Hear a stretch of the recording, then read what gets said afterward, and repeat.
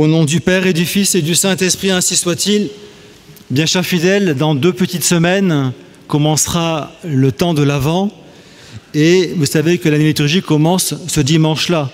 L'année civile commence le 1er janvier. Ce n'est pas le cas de l'année liturgique. Et souvent, en début d'année, une coutume pousse les personnes, même dans le monde, à prendre des résolutions, et c'est une bonne chose. Par exemple, les gens se disent, moi cette année, je vais faire un régime, pourquoi pas? Ou bien je vais arrêter de fumer. Ce n'est pas interdit pour la santé.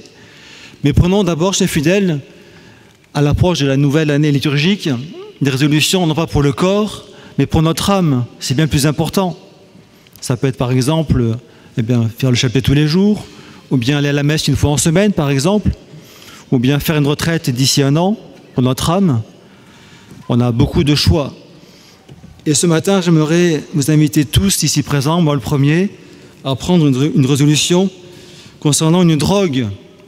Vous savez que les drogues, Dieu merci, en France sont interdites par la loi. Il y a des trafiquants arrêtés par la police, en prison en général. Et donc c'est pour le bien commun, et c'est une bonne chose. Mais il y a aujourd'hui en France et dans le monde entier une drogue qui est légale, qui n'est pas interdite par la loi, et qui fait des dégâts. Alors, pas forcément sur la santé du corps, quoique, mais qui fait des dégâts spirituels terribles, et qui est dangereuse pour notre salut éternel. Vous l'avez peut-être deviné, cette drogue dont je veux parler aujourd'hui, c'est l'addiction aux écrans. Il y a des écrans partout, au travail, à la maison, dans notre poche. En soi, un écran, c'est un outil qui peut être très utile. Par exemple, l'ordinateur, pour faire un travail précis, on est content de l'avoir, on gagne du temps. Même chose parfois pour le téléphone, bien sûr. Donc mon propos n'est pas d'interdire les écrans, ce serait impossible, mais d'abord que chacun reconnaisse qu'on est souvent dépendant, comme quelqu'un qui est alcoolique, qui ne peut pas se passer d'alcool. Aujourd'hui, la plupart d'entre nous, on ne peut pas se passer d'écran, même quand ce n'est pas utile, c'est ça le danger. Donc rien de nouveau dans mon sermon, mon but est juste de rappeler des évidences, mais que chacun prenne conscience humblement de sa maladie et prenne des résolutions concrètes, c'est ça le but, pour après ce sermon, être un peu moins esclave des écrans. D'abord, c'est le constat général, même dans la presse qui n'est pas forcément catholique, les écrans sont partout et les gens passent des heures entières sur leurs écrans.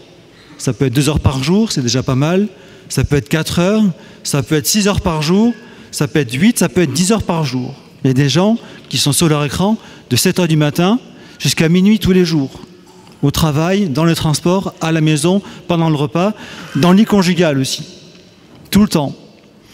Alors vous le savez, dans beaucoup de téléphones maintenant, il paraît qu'il y a une application où on peut s'amuser à calculer le temps passé sur les écrans. Eh bien, amusez-vous à faire cela, et parfois on a des surprises.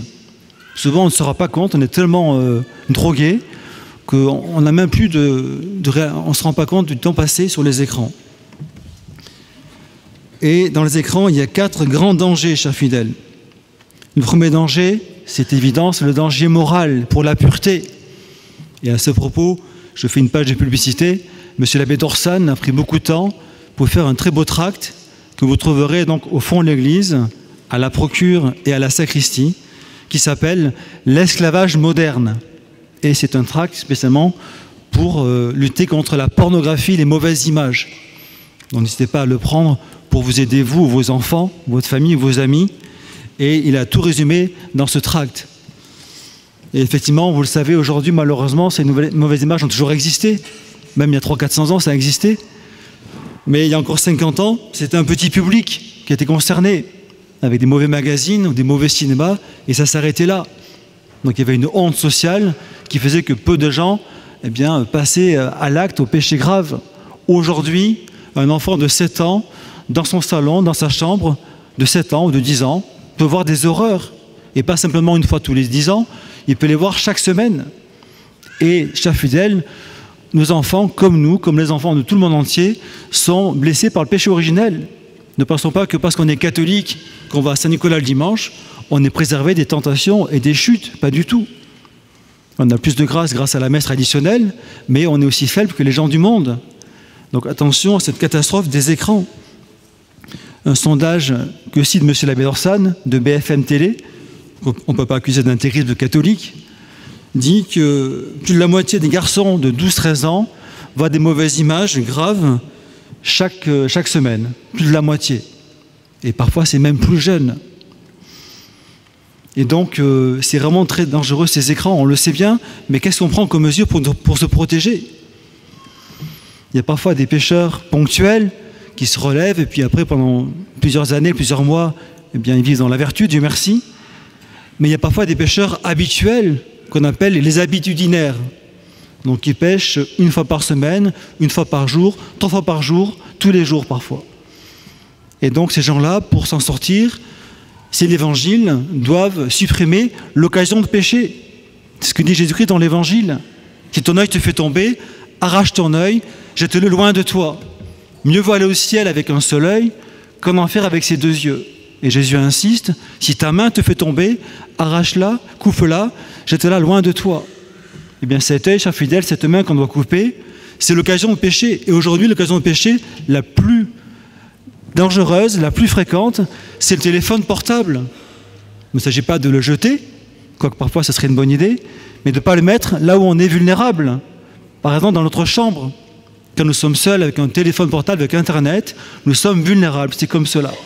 Ça dépend des personnes, mais beaucoup le sont. Alors, si on s'est fait avoir 1 fois ou 3 fois ou 5 fois, au bout d'un moment, il faut réagir. Si on garde le téléphone portable dans notre chambre et qu'on pêche chaque semaine, on n'a pas de contrition, on ne peut pas se confesser. Si on se confesse, on promet de prendre des moyens. Et le premier moyen, c'est d'écarter l'occasion volontaire. Le prêtre cure impénitent qui se présente par routine, j'ai fait ça, qui ne veut pas changer de vie, qui ne veut pas enlever l'occasion de pécher, ça peut être aussi parfois d'aller voir une personne chez elle, c'est dangereux aussi, eh bien il ne peut pas donner l'absolution, puisque la personne manque de contrition. Donc cet écran est une catastrophe. Donc chers parents, veillez d'abord à vous-même, même les grandes personnes sont vulnérables bien sûr, et veillez sur vos enfants. Mais on fait confiance, il ne faut pas faire confiance. Il ne faut pas faire confiance. La nature humaine est faible, il ne faut pas être faible, il ne faut pas être naïf. C'est comme si on disait à un adolescent, dans ta chambre, il y a une personne très mal habillée, derrière un rideau, voilà, elle est jeune, elle est jolie, elle est lascive, mais il ne faut pas la regarder, on te fait confiance. Ça serait odieux. Eh bien, le rideau, cher fidèle, c'est l'écran, tout simplement. Je connais une famille qui n'est pas chrétienne, qui ne croit en rien, mais qui, tous les jours, le soir, les gens mettent leur téléphone portable dans la cuisine, dans une boîte familiale. Comme ça, ni les parents, ni les enfants n'ont l'écran dans la chambre. Du coup, ils ne parlent plus ensemble, ils font des jeux de société, ils lisent, ils prient, ils font de la musique. Donc attention d'abord à ce danger moral. Donc prenez ce tract de M. l'abbé d'Orsane, lisez-le et pratiquons les conseils qu'il donne. À la fois pour les plus jeunes, n'offrez jamais à vos enfants un ordinateur, une tablette, ça ne sert à rien. Apprenez-leur à se passer, plutôt que de servir de l'ordinateur. Attention aussi au Wi-Fi. Il faut être méfiant. Il ne s'agit pas d'être paranoïaque, mais il ne faut pas être naïf. On peut pécher gravement par omission, en ne faisant pas ce qui dépend de nous. Parce qu'on n'a pas envie, parce qu'on a peur d'une scène, mais on peut pécher gravement. Il faut savoir agir, surveiller, faire attention. Et même pour les plus grands, ne pas laisser les plus grands comme ça, sans aide. Donc en parler, prier pour eux. Parfois, il y a des gens qui prennent le contrôle parental, en accord avec leurs parents, ça les aide beaucoup à ne pas tomber dans l'esclavage moderne. Donc premier danger, c'est le danger moral. Et actuellement, beaucoup de gens se damnent, même des catholiques pratiquants, à cause de leur portable. Et une fois dans l'enfer, c'est trop tard. Ils savaient qu'il fallait faire quelque chose, ils avaient entendu 100 fois un sermon, des lectures, ils y pensaient eux-mêmes, mais ils n'ont pas eu la force de faire l'effort, et maintenant ils sont damnés, et c'est trop tard pour eux. Et ça peut nous arriver, chers fidèles, ça peut nous arriver. Dieu est le maître de la vie, on peut mourir à tout âge. On peut mourir à 15 ans, à 25 ans, à 40 ans, brutalement. Dans le péché mortel, on se damne. On a beau avoir la foi, on a beau prier, eh bien on était au courant, on le savait, on a joué avec le feu. Deuxième danger, c'est le danger spirituel. En fait, pour agir, il faut du temps, c'est une évidence. Toutes les choses prennent du temps. Prier, lire, parler à sa femme, à ses enfants, ça prend du temps. Et aujourd'hui, comment perd-on du temps inutilement ? Très souvent par nos écrans. Ce n'est pas la seule source de gaspillage de temps, mais c'est la principale. Et donc, plus on est sur notre écran, moins on est avec Dieu, avec nos amis, avec notre conjoint, avec nos enfants. C'est une évidence. Et donc, ça a des conséquences d'abord spirituelles. On passera des heures sur Internet pour des choses secondaires, inutiles, qui ne sont pas notre devoir d'État, mais on n'aura pas le temps pour prier le matin 30 secondes ou pour le chapelet familial. On passera des heures sur des séries stupides qui rendent parfois même vicieux, qui banalisent le vice, qui le rendent sympathique, mais on n'aura pas le temps pour ouvrir un livre de temps en temps ou l'Évangile. On a beaucoup de temps pour des loisirs sur nos écrans, mais quand il faut faire une retraite pour aller au ciel, pour changer de vie, on traîne les pieds. Donc, danger spirituel. Et en plus, cet écran, eh bien, abruti au sens strict. Il y a un professeur qui a écrit un livre qui s'appelle « La fabrique du crétin digital ». Le crétin digital, c'est l'enfant à qui on met un écran entre les mains, qui est toujours sur l'écran, qui ne sait plus réfléchir, qui ne sait pas se concentrer, qui est incapable de lire, de comprendre un texte pas trop long, parce que l'écran rend paresseux et bête, même au plan spirituel. Et donc l'écran, c'est du bruit, c'est le monde, c'est les réseaux sociaux, ce n'est pas la vraie vie. Il y a une blague qui dit « J'ai 100 ou 200 amis sur mon compte Facebook, mais quand je dois déménager, je suis tout seul. » Mais oui, parce que les amis Facebook, ce n'est pas des vrais amis, c'est des espèces de contacts virtuels, de narcissisme et j'en sais rien, de auto-célébration, mais ce n'est pas la vraie vie. Donc danger spirituel, danger également intellectuel. J'ai une de mes sœurs qui travaille dans le médical, pour une revue médicale. Et il y a 20-30 ans, la revue avait des articles qui étaient assez longs. Les médecins lisaient ça pour se former. Et aujourd'hui, cette revue, il me semble, a des articles de plus en plus courts parce que les gens ne lisent plus. Et à force d'être paresseux, lire quelque chose de long est fatigant. Je dirais que lire 3 lignes dans un écran, c'est facile. Même un article de journal, même le Chardonnay qui n'est pas très long, une fois par mois, beaucoup de gens ont la flemme de le lire parce qu'ils ne lisent plus du tout. Et c'est dangereux de ne plus lire. L'homme est un animal rationnel, mais si la raison ne travaille pas, il sera plus animal que rationnel. Donc apprenons à lire au moins une fois par semaine, le week-end. Et même tous les jours, c'est encore mieux. Mais pour lire, il faut se déconnecter. On ne peut pas faire les deux en même temps. Danger intellectuel. Et enfin, je terminerai par le danger familial. Aujourd'hui, dans les familles, c'est la catastrophe souvent à cause des écrans. Chacun son écran, chacun son repas, chacun fait sa vie.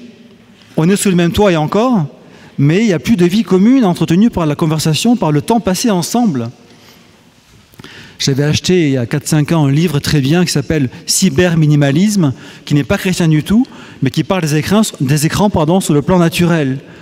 Et l'auteur disait, c'était une dame qui avait des pays autrefois où tous les soirs, et c'était la tradition, c'était la veillée familiale, notamment en Indonésie, il me semble, les gens mangeaient ensemble, prenaient le temps, racontaient leur journée, les enfants racontaient ce qu'ils avaient fait à l'école, on jouait de la musique, on racontait des histoires, et les gens passaient du temps ensemble. Aujourd'hui, dans ces pays-là, c'est le grand silence. Il n'y a plus de musique, plus de conversation, chacun sur son téléphone. Et c'est pareil dans nos familles parfois. Parfois, il y a des enfants qui jouaient dans le quartier, là, de 5 à 7 avec des amis. Maintenant, le quartier est vide, chaque enfant s'abrutit devant son écran. Donc ça tue la vie sociale. Et quand je prépare des gens au mariage, je dis aux jeunes fiancés, attention, votre plus grand ennemi, avec l'égoïsme, eh bien c'est votre écran. Et d'ailleurs, c'est lié. Passer du temps sur un écran, c'est un petit peu une forme d'égoïsme. On pense d'abord à soi, avant de penser au bon Dieu, ou à ses parents, ou à sa famille, ou à sa femme, ou à ses enfants. Il y a même parfois des mères de famille qui s'accusent eh bien, de ne passer plus de temps sur leur écran qu'avec leurs enfants. L'enfant, le soir, rentre de l'école. « Maman, je peux te faire réciter ma poésie, s'il te plaît ?»« Oui, je t'écoute. » Et en fait, la maman est sur son écran et elle écoute son fils d'une oreille un petit peu distraite, parfois, pas toujours, bien sûr, mais ça peut arriver. Et l'enfant se dit « Mais qu'est-ce qui est important? Est-ce que c'est le téléphone ou est-ce que c'est moi ?» Il y a également 2-3 ans, j'avais dit la messe dans le Pays Basque. Je parlais des écrans avec un fidèle. Et lui, il a été traumatisé par un dessin de son enfant. Un jour, son enfant le dessine. Il y avait papa, maman, et papa avait sur le dessin de l'enfant un téléphone portable énorme. Et il s'est dit, pour mon fils, son père, c'est d'abord le téléphone avant le papa. Mais qu'a fait le papa? Il a vendu son smartphone, il a acheté un téléphone à touche, Il a toujours Internet, je vous rassure, c'est l'ordinateur familial, et il vit beaucoup mieux qu'avant. Il passe plus de temps avec ses enfants, avec sa femme, avec le bon Dieu. Mais si on ne prend pas de mesures concrètes, on est drogué. On a beau savoir que c'est dangereux, il faut prendre des mesures concrètes, et je terminerai par là, des résolutions concrètes. Première résolution, chers fidèles, eh bien c'est la prudence. La prudence pour Internet, de ne pas avoir Internet seul, dans les endroits où nous sommes seuls, c'est dangereux. Pas pour tout le monde, mais pour beaucoup de personnes. Tous ceux qui sont tombés souvent avant, ils se connaissent, qui ne jouent pas avec le feu. Sinon, s'exposer sans motif à l'occasion de pécher, même s'il n'y a pas de chute, c'est déjà un péché d'imprudence, il faut le savoir ça. Donc quelqu'un qui est très impur, qui garde l'écran dans sa chambre, même s'il ne tombe pas à chaque fois, il pêche par imprudence, parce que ça va mal finir et il le sait très bien. C'est comme des fiancés qui vont l'un chez l'autre, c'est imprudent. Même s'il n'y a pas de chute, ils ont péché par imprudence, parce qu'ils s'exposent à tomber. Donc d'abord la prudence pour nous et pour nos enfants. Et chers parents, vous avez un devoir grave, eh bien, de faire attention. De faire attention, mais ce n'est pas dû qu'aux écrans. Avant les écrans, les parents devaient surveiller leurs enfants, leur fréquentation, leur lecture, leur tenue vestimentaire. C'est normal, c'est le rôle des parents de les protéger, de les aider à grandir. D'abord la prudence. Également avoir des horaires, des garde-fous. Par exemple, beaucoup de gens ont leur réveil dans le téléphone portable. Ce n'est pas interdit, sauf qu'est-ce qui se passe souvent? Bien, le réveil sonne, on l'éteint, et dès le matin, on commence à se connecter. Alors, la météo, les mails, j'en sais rien, moi, l'actualité, la guerre en Ukraine ou à la bande de Gaza, les soldes bientôt, etc. Et le matin déjà, ça fait, notre âme n'est pas à Dieu, elle est dans le bruit du monde. Donc n'hésitez pas à acheter un bon vieux réveil comme autrefois, vous l'éteignez les réveils et vous serez tranquille. Ça paraît bête, mais pendant 2 heures, de 6 heures à 8 heures du matin, vous serez tranquille sans votre téléphone. Et vous direz bonjour à vos enfants, à votre conjoint, et en parlant avec des personnes humaines, et non pas avec un écran. Attention aussi le soir de vous déconnecter, pas trop tard. Et pas trop tard, c'est pas minuit, c'est plutôt 19-20 heures. Pour passer 2-3 heures vraiment en famille, tranquillement. Voilà, quitte à avoir parfois un film en famille, pourquoi pas. Mais on peut aussi parfois parler, jouer aux cartes, jouer au Monopoly, parler un peu de la journée. J'en sais rien, la vraie vie, parler à des gens, et non pas être en silence 4 heures avec des écrans. Donc des horaires, ça nous aide aussi. Deuxièmement, il n'y a pas de miracle, avoir une vie spirituelle. Plus on sera près du bon Dieu, moins on sera intéressé par le bruit du monde. Donc, si on communie souvent, si on se confesse, si on fait une lecture spirituelle, eh bien, on a besoin de silence. Et donc ces écrans, on les éteint et on les met parfois dans une autre pièce pour être tranquille. Ça aussi, c'est un facteur bête, mais qui marche.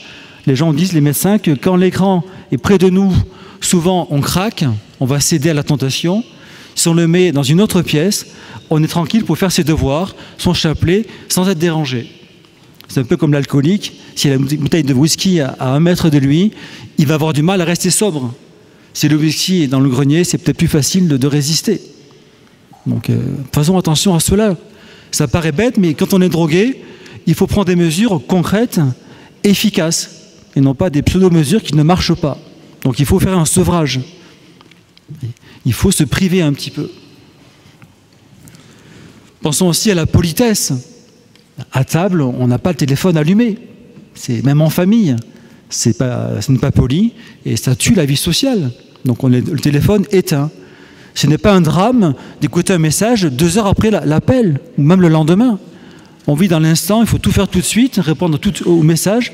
Et donc on se pourrit la vie avec un écran pour être toujours joignable. Mais parfois on n'est pas joignable pour des motifs plus importants. Notre famille, notre chapelet, nos devoirs, c'est plus important que d'être joignable. Et il y a très peu d'urgence. Même quand quelqu'un est décédé, qu'on l'apprenne tout de suite ou 2 heures plus tard, il est mort. Ça ne va rien changer de l'apprendre tout de suite. Et pendant 2 heures, on a pu faire notre chapelet, manger en famille tranquillement, faire le travail professionnel sans être dérangé.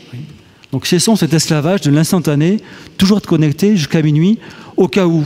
Il n'y a pas de au cas où, il faut vivre vraiment tous les jours pour le bon Dieu et sa famille. Donc pensons à nous déconnecter, pourquoi pas également 1 jour par semaine.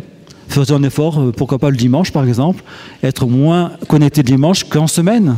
C'est le jour du Seigneur, le jour du silence dans notre âme. Voilà. La messe, le repas en famille, voilà, on peut se promener. sans écran, toujours allumé dans la poche.